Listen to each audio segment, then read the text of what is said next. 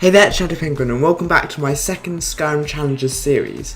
Now, sorry I haven't been uploading videos for the past 2 weeks. I wasn't in a position to, get near YouTube, upload videos, but now I am. I'm back, and I'm back with this series, which has proven very, very popular on the Skyrim calculator, so I'm going to try and make these videos as quickly as I can. So my challenge today is a very interesting one, which ties in with the normal type of content I create. It's from Dragon Khajiit, who says, make a mage build playing on legendary difficulty while only using flame, frost and sparks. So I know this isn't an official build video like my other build videos, but you know me, if you've watched my channel for any length of time, you'll know I do love a good backstory. So here we go.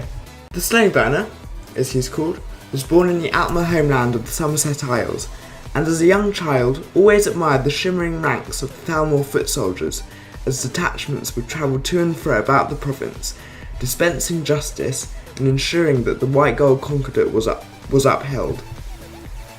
However, it was the ranks of the quick-eyed mages amongst the Thalmor who he would join, as he discovered he had a natural aptitude for magic, which added to his naturally cruel persona was a potent combination indeed.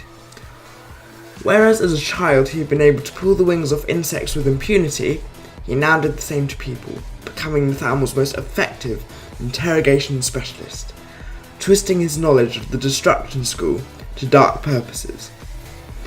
His favourite method was using the flame spell, excruciatingly painful, yet not fatal in most cases. However, years of extracting the pain-crazed confessions of others had driven our build to the brink of insanity, and one day he snapped, turning on a colleague, a mess of snarls and fire. The other Thalmor agent survived, albeit with extensive burns, and the Slow Burner was sentenced to death. However, in order to cover up his collusion with the Thalmor, he was placed in the care of Elenwen in the Thalmor embassy, who ensured that he was captured by the Empire, caught up in an ambush at Darkwater Pass. From there, your story begins.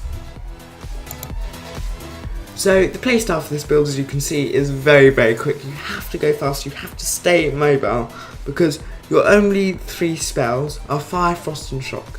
Now, these are used in different situations, which I'll explain a bit now.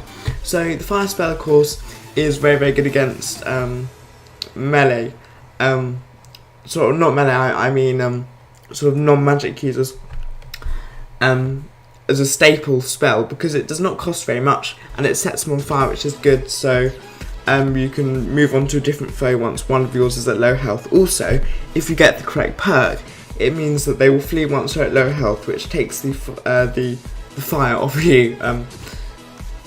Sorry for that, that's quite a terrible pun. It wasn't even a pun, never mind, let's move on. So the Frost spell is very, very good. It's probably the best spell to use against non-magic. However, it does cost a bit more than the fire. The reason why it's good to use against non-magic users, specifically melee, particularly melee NPCs, is because it slows them down if you use the spell on them for a long period of time, and it also drains them of their stamina.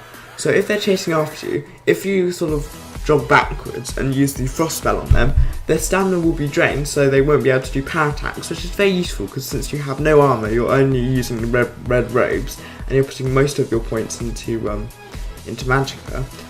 So they won't be able to do power attacks on you, and also they'll be moving slower, so it's more difficult for them to catch up to you.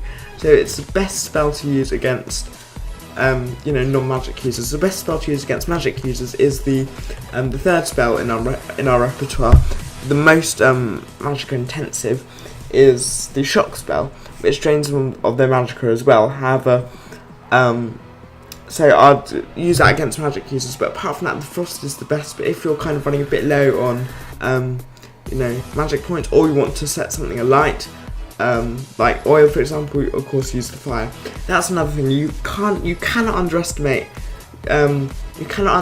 using the environment to help you, because of course you're not using shouts, you're only using those 3 spells. So if you can, like you saw me do out there, you have to engineer a situation, or you have to try to, where they will run into another sort of NPC who can sort of handle themselves with a weapon, who can handle the weapon fairly well, and try and just help from the sidelines, or use things like oil, or run away until your magicka regenerates. As you can see here, I'm just running to and fro just to avoid the arrows while my magicka regenerates. You cannot just run in and take them because you will die. You need to be very careful about how you play this build. However, thank you very much for suggesting this build, Dragon Khajiit, because it is very, very fun to play. As you can see, I'm having a lot of fun dodging the arrows and trying my best. As you can see, it didn't quite work there. Trying my best to stay alive and to keep the fire very much on the enemies. This may not be the most effective build.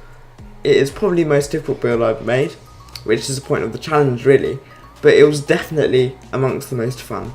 So anyway, thank you very much for watching. I shall see you next time with another build, or very likely another Skyrim challenge like this. I also have an Elder Scrolls podcast with a friend of mine, which will be uploaded very shortly. Anyway, thank you very much for watching. See you next time.